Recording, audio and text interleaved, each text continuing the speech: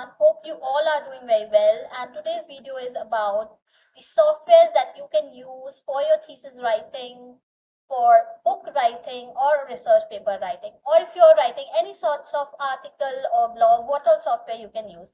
So these software are basically for the thesis writing for your PhD, but these software can be applied in other article writing and writing process.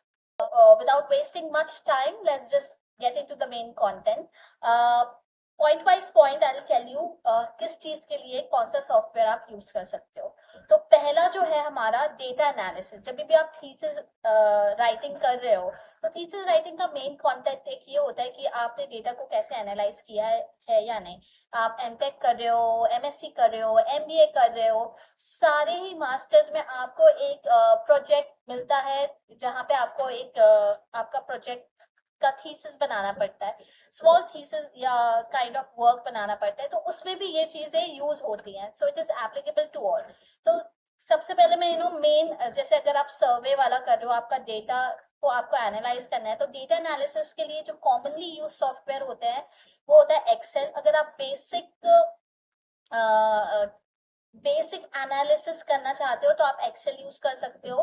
But for thesis writing I would not recommend कि आप Excel use करो. For thesis writing I would recommend कि आप smart PLS use कर सकते हो and SPSS use कर सकते हो. तो जो एसपीएसएस से अगर आपको फैक्टर एनालिसिस करना है, आपके कुछ वेरिएबल्स हैं उनको आपको क्वांटिफाई, उनका एनालिसिस करना है कि वेदर दे आर एप्रोप्रिएट और not based on your data, तो आई थिंक एसपीएसएस एक बहुत ही अच्छा सॉफ्टवेयर है जिससे कि आप फैक्टर एनालिसिस कर सकते हो. एसपीएसएस से आप स्ट्रक्चर इक्वेशन मॉडलिंग भी कर सकते हो, बट एसपीएसएस में थोड़ा ये ना डिफिकल्ट प्रोसेस होती है.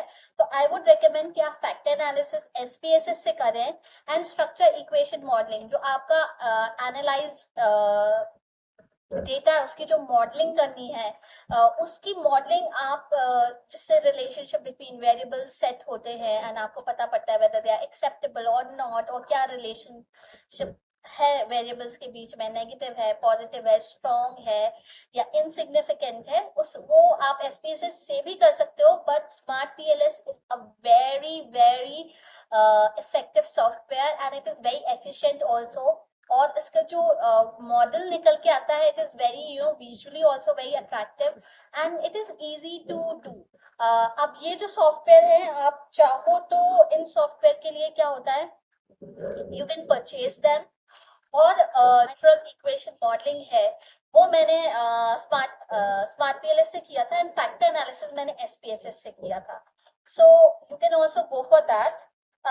रही बात डेटा एनालिसिस, एक थीसिस का मेन पार्ट होता है एंड उसके अलावा जब भी आप एंटायर थीसिस लिखते हो from very introduction to conclusion, तो आप बहुत सारा राइटिंग वर्क भी करते हो. तो राइटिंग वर्क के लिए आपको आपके राइटिंग की ग्रामर चेक करनी है. तो ग्रामर चेक करने के लिए बेस्ट सॉफ्टवेयर है Grammarly.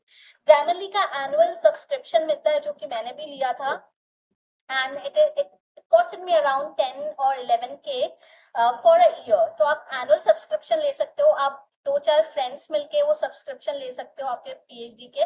So it will help you a lot, क्योंकि जो ग्रामरली होता है ना, उसमें ना सिर्फ ग्रामर चेक होती है, उस सॉफ्टवेयर से आपको पैराफ्रेज कर सकते हो, आपको प्लैगरिज्म भी चेक कर सकते हो सॉफ्टवेयर से. तो उसके बहुत मल्टीपल बेनिफिट्स हैं जो कि अनपेड वर्जन में नहीं मिलते. पेड वर्जन में एक बहुत ही आपको एक इफेक्टिव काम इसमें मिलेगा. और and also they also phrase sentence in a very effective manner. अगर आपको पैराफ्रेजिंग करनी है तो again I would say paraphrasing के लिए ग्रामरली एक अच्छा सॉफ्टवेयर है, but QuillBot is also a very good software. तो आप इन दोनों का यूज कर सकते हो. सो बेसिकली ग्रामरली से भी मैं पैराफ्रेज फर्स्ट में ग्रामरली से करती थी paraphrase and I also use to take it with QuillBot, क्योंकि क्विलबॉट भी एक काफी अच्छा software for paraphrasing. And also QuillBot में भी आपका प्लैगरिज्म चेक हो सकता है. However I would not recommend for final plagiarism check के लिए मैं ग्रामरली और क्विलबॉट को रेकमेंड नहीं करती हूँ. तो ये ग्रामर चेकिंग के लिए, पैराफ्रेजिंग के लिए ये दोनों सॉफ्टवेयर काफी अच्छे हैं. आप दोनों यूज करो. ओके, आई वुड रेकमेंड आप दोनों यूज करो, बिकॉज मैंने तो दोनों यूज किया है. ठीक है. For bibliography and citation, bibliography और साइटेशन की अगर हम बात करते हैं तो मेंडले एक काफी अच्छा सॉफ्टवेयर है जिससे both AP and MLA citation हो जाती है। आपकी साइटेशन का काम इतना ज्यादा डिफिकल्ट होता है ना, आपको हर एक साइटेशन का by the end of your thesis writing आपके पास करीबन 300-400 साइटेशंस पड़ी हुई होती है आपके पास। सो उन 300-400 साइटेशन को बहुत माइन्यूटली पॉइंट उसका फुल स्टॉप देखना, देन कॉमा देखना, हर एक चीज को देखना, तो मेनली काफी हेल्प कर देता है। प्रॉपर आपको साइटेशन एमएलए में चाहिए या एपीए में चाहिए, जो भी आपको फॉर्मेट में चाहिए आप उसे सेट कीजिए and you will get the citation accordingly. And but मैं ये कहूंगी कि आप खाली सॉफ्टवेयर पे डिपेंड मत करो साइटेशन के मामले में।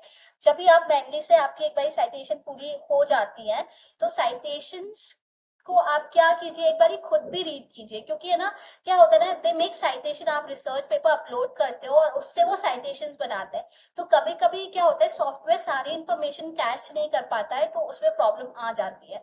तो वैसे अगर सारी चीजें कंटेंट को कैच कर लेता है इंफॉर्मेशन को, तो आपको एक प्रॉपर साइटेशन मिल जाएगी, लेकिन स्टिल आप हर एक साइटेशन को चेक भी करो मैनुअली आप अपने खुद से, don't fully dependent on the software. Citation and bibliography, right.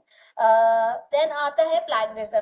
तो प्लैगरिज्म जब भी आप काम कर रहे हो तो आप साथ ही साथ है ना प्लैगरिज्म को चेक करते जाओ ग्रामरली एंड क्विलबॉट में, बट फाइनल प्लैगरिज्म आपको जो चेक करना है वो आप करोगे अगर आप कुछ कोर्स कर रहे हो, जैसे आप आपका मास्टर्स का कोई कोर्स कर रहे हो जिसके लिए आपको थीसिस बनानी है, या फिर आप पीएचडी कर रहे हो, तो आपका प्लेगरिज्म जो कि मान्य होगा, वैलिड प्लेगरिज्म पॉइंट, अगर आप इंस्टीट्यूट से ही आपके सुपरवाइजर के अंदर ही आप प्लेगरिज्म चेक करते हो वही वैलिड होगा, वही मान्य होगा, बाकी और चीजें नहीं इनवैलिड होगी, विल नॉट बी कंसिडर्ड। ठीक है, तो आप जैसे मेरे इंस्टीट्यूट में टर्निटिन सॉफ्टवेयर था जो कि प्लेगरिज्म को चेक किया था, एंड दैट टू मेरी सुपरवाइजर के पास वो प्लेगरिज्म सॉफ्टवेयर था जिससे हमने चेक किया था। लेकिन मैंने अपना काम ग्रामरली और क्विलबॉट से भी साइमल्टेनियसली प्लेगरिज्म चेक करती गई थी, सो दैट एकदम से काफी ज्यादा प्लेगरिज्म ना आए। ऑल्सो टर्निटिन सॉफ्टवेयर जैसे जो सॉफ्टवेयर होते हैं, वंस यू अपलोड, आप एक बार जब अपना फाइल अपलोड करते हो इन सॉफ्टवेयर में, तो क्या होता है कि ये सॉफ्टवेयर है ना वो पूरा डेटा को कैच कर लेते हैं और अपनी रिपोजिटरी में उसे सेव कर लेते हैं। तो आप जब भी इन सॉफ्टवेयर में अपना फाइल को अपलोड करो उससे पहले उसकी सेटिंग्स में जाके रिपोजिटरी में सेव करने वाले ऑप्शन को ऑफ कर दीजिए, बिकॉज अगर आपने एक बार ही आपका फाइल इन सॉफ्टवेयर में अपलोड किया है तो आप फिर डेटा रिकॉर्ड हो चुका है, और आप जब दूसरी बार अपलोड करोगे, फॉर एग्जाम्पल एक बार आपने अपलोड किया, आपका प्लेगरिज्म आया 20%, देन आपने कुछ चेंजेस किए रिपोर्ट के अकॉर्डिंगली, जहां जहां प्लेगरिज्म आया आपने उसको कम किया, राइट। तो फिर आप जब सेकेंड टाइम अपलोड करोगे ना तो वो इंटायर 100% प्लेगरिज्म आ जाएगा, क्योंकि आपका वर्क ऑलरेडी रिपोजिटरी में सेव है। तो आप रिपोजिटरी का ऑप्शन को ऑफ जरूर करें जब आप प्लेगरिज्म चेक कर रहे हैं in a software like Turnitin. बाकी टर्निटिन एक काफी अच्छा सॉफ्टवेयर है to check a plagiarism.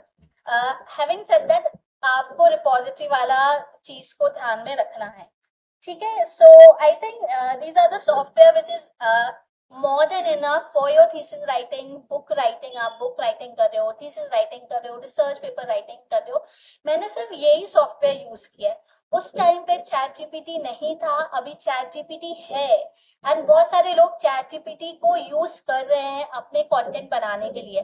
But guys I am telling you, अगर आप चैट जीपीटी यूज कर रहे हो अपना थीसिस राइटिंग के लिए, अपने रिसर्च पेपर राइटिंग के लिए, तो आपका प्लेगरिज्म काफी हाई आएगा। तो आई वुड नॉट रेकमेंड कि आप चैट जीपीटी जैसे एआई टूल्स को यूज कीजिए अपनी थीसिस राइटिंग के लिए।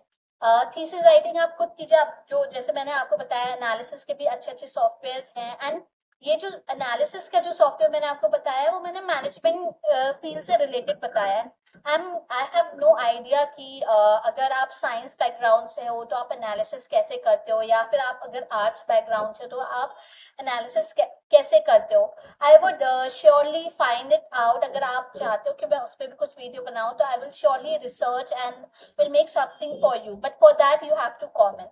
So guys, this is the main content softwares का बारे में, एंड आप इन सारे सॉफ्टवेयर्स को यूज कर सकते हो। काफी अच्छे सॉफ्टवेयर मैंने खुद यूज किए हैं in my entire PhD journey, और मैंने काफी अच्छी जगह मेरे रिसर्च पेपर पब्लिश हुए, लाइक एमरल्ड जर्नल्स में पब्लिश हुए हैं माय थीसिस वर्क, एंड मेरा प्लेगरिज्म 5% आया था।